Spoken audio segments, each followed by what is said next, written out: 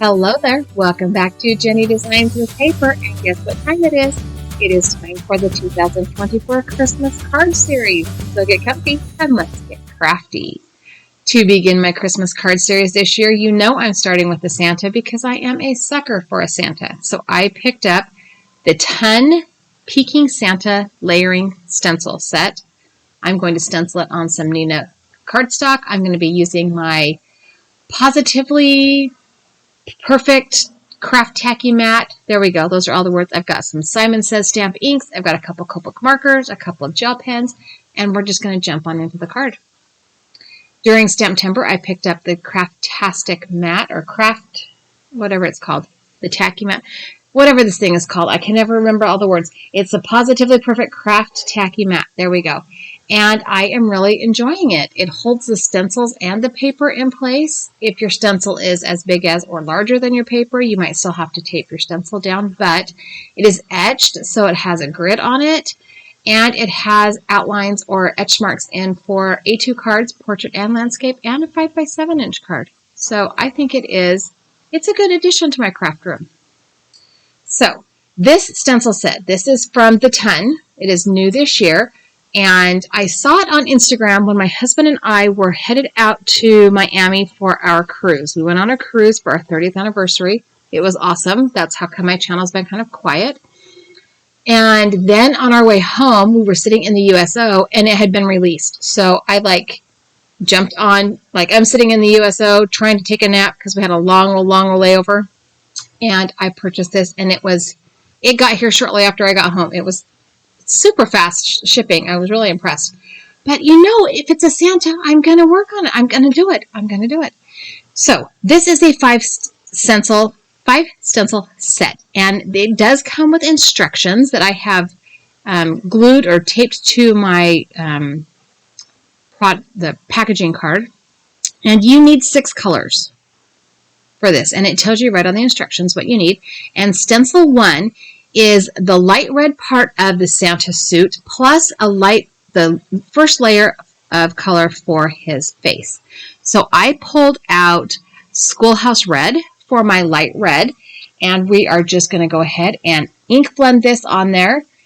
My ink blending brush was a little bit stiff, so I sprayed a microfiber rag with a little bit of water and then just rubbed my brush onto it until the bristles were moving freely. When you stencil, you need to make sure that you're going in both clockwise and counterclockwise directions so that you get all of the edges of the stencil filled in. I did grab a Post-it note right there to cover up the opening for his face because red is hard to undo. Red is hard to undo, and I did not want to get any red ink into the face part. So I wiped off that stencil with a damp microfiber cloth, and so I didn't pull any of that red into the face area. If I was a wiser woman, I would have started with the face area, but I was so excited to create this Santa that I was not thinking clearly. So I did pull in a smaller ink blending brush, and the lighter color I used was Barely Beige. These are all Simon Says stamped inks. So once I have the first layer down, the first stencil down, and it says right on the stencil which layer you're using, like light red, light beige. It says right on each stencil which color you're going into next. So for stencil number 2, we are adding the darker red and the darker beige. And again, I started with the red. I don't know. For the darker red, I used Merlot. I used the same blending brush. I did not clean it out because it doesn't matter. We're using the same color. It doesn't matter. I did not clean it out. I just went right into the darker red. And same thing, I'm inking it up and I'm going clockwise and counterclockwise to make sure that all of the nooks and crannies get filled in. And I'm wiping it off with my microfiber rag. This time I left it in there. The second layer of beige, I used khaki, but I did not heavily ink up my blending brush. I used the same brush and I used a tiny bit of ink because this is just the shadow to his face and I didn't want it to look like he had foundation on. Right? Okay, the third stencil is the hair and the whiskers and the cotton puffy part of his hat and the trim on his sleeve. This one was a little bit trickier to line up, especially because I don't want any of that red showing and getting pulled into my lighter color ink. So for this color, I used the Fog color ink, but I also pulled out my W1 and W3 Copic markers. I did not end up using the W3. In fact, the W1 was actually darker than I thought it was going to be. And I could have used the cool tones with the Fog ink, because the W Copic markers are a little bit warmer than the Fog ink is. But I just wanted to blend it out a little bit because I pulled them out not knowing what I was getting into. Like, this is the first time I stenciled this. I've never done this before, but I pulled out those W Copic markers in case I needed to add some texture to the hair. And I did do that. I don't know that it was super necessary, but I did do it. The other part of the stencil is the black of the eyes, which that looks so funny right there. I just couldn't, yeah, that's funny. I did try to zhuzh up the eyes, and I ended up just completely fixing it. So, so here is my Santa. The cool thing about the stencil set is the last two stencils, wow, that is a hard word today, are the background. So the stencil number 4 is the wall that Santa is peeking around. There we go. That was the proper word, peeking around. And you have to be careful how you tape that stencil down. And I pulled out this laurel green because I'm also a sucker for green. And if I'm going to make this wall look like wallpaper, which I am, I'm going to make it a green wallpaper because, hello, Christmas is red and green.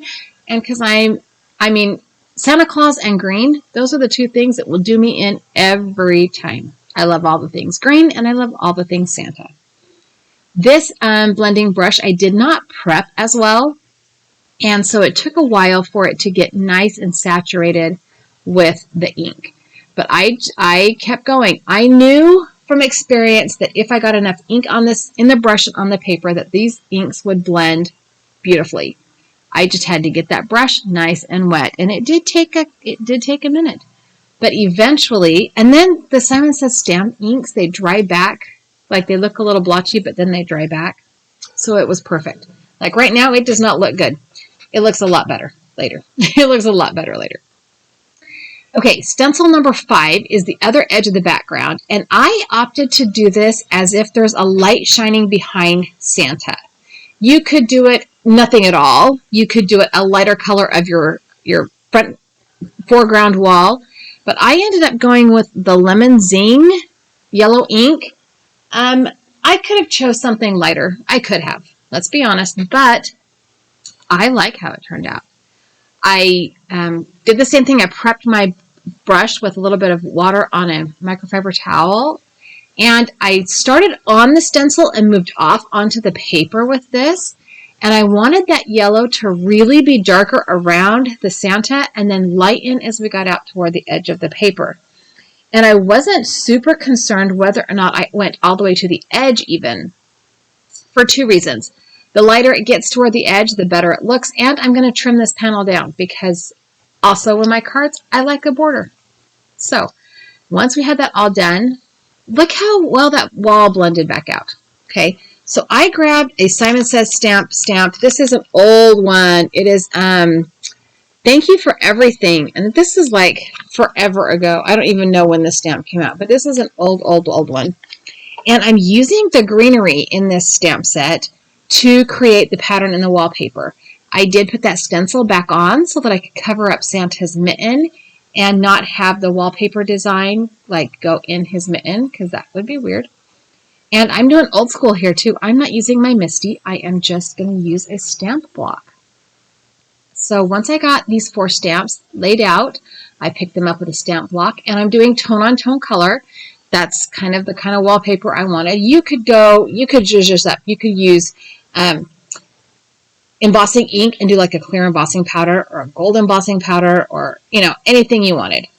But I just kind of went for the tone on tone look. There were some spaces I needed to fill in, so I pulled out a smaller stamp block and did them one at a time with this smaller stamp set. And it does not look perfect, and it's okay. So to get this trimmed down from 4 1/4 by 5 1/2, I took 1/8 of an inch off all 4 sides, and that left me with a 4 by 5 1/4 inch panel. And then I pulled out a sheet of Simon Says Schoolhouse Red cardstock. It's a nice Christmas red. I scored it at 5.5 inches, creating a top folding portrait style US A2 size card, which is 4.25 inches wide by 5.5 inches tall. And I am going to center that Santa right there on that because, you know, I like the border. I just like the border. Sometimes you just got to go with it, right? Before I taped Santa down to the card base, I went in with my Copic marker. This is the W1. And mostly I emphasized the hair texture in his beard and his hair. I did add a little bit of that gray to the cuff of his sleeve, but mostly I was kind of pulling out that hair texture just a little bit. It's hard to see that detail that's there. I did not overdo it. I reined myself in. All right, so now we have Santa down, and this is where I try to zhuzh up the eyes. And I have that white Jelly Roll pen. It's a number 10 Jelly Roll pen. And I put in a little white dot. And my plan was to pull in a black Jelly Roll pen and add the iris, but it went sideways, so I had to fix it. For my sentiment, I pulled out my Simon Says stamp. These are Christmas sentiment strips. They're either 2, 3, 1, 5. I didn't buy them this year. Okay, these have been in my stash for at least one Christmas card making season, if not 2. But whatever. I also used my Simon Says sentiment strip dies and trimmed that out in my die cut. So I trimmed it out normal, and then I went and put the die back on the other end to cut the long end off. So the long end and the short end would both have that nice beveled cut. You know how when you use a die, it's got a nice beveled cut? I never get it lined up straight. I need to stop doing that because I do have a slight slope to my sentiment strip now. I don't care. I'm using it anyway because this is a handmade card. It is not perfect. And if you notice that my sentiment strip is wonky, then you can ignore it or you cannot get a Christmas card. That's all I'm saying.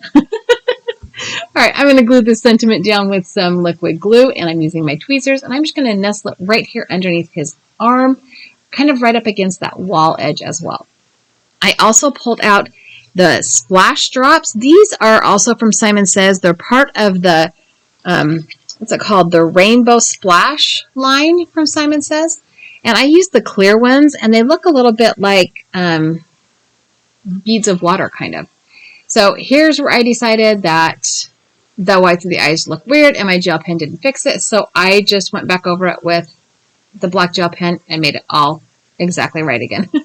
Then I added a little bit of Wink of Stella pen. I started with the hair because I am going to go into this red, but you know this is dye ink, and it's going to be picked up in my Wink of Stella pen. So I wanted to do the whites before I did the reds. Just as a cautionary measure. I did think about the reds ahead of time this time. And then all that is left to do is to add the copy paper insert to the inside of my card. And that is just so I have a nice place to stamp or write a Christmas note to whoever gets my Santa card. And this is my first Santa Christmas card, maybe. I can't remember what I've done for the Christmas on the 25th, but this might be my first Santa. Anyway, thanks for hanging out with me. I have a couple of other videos here I think you will like.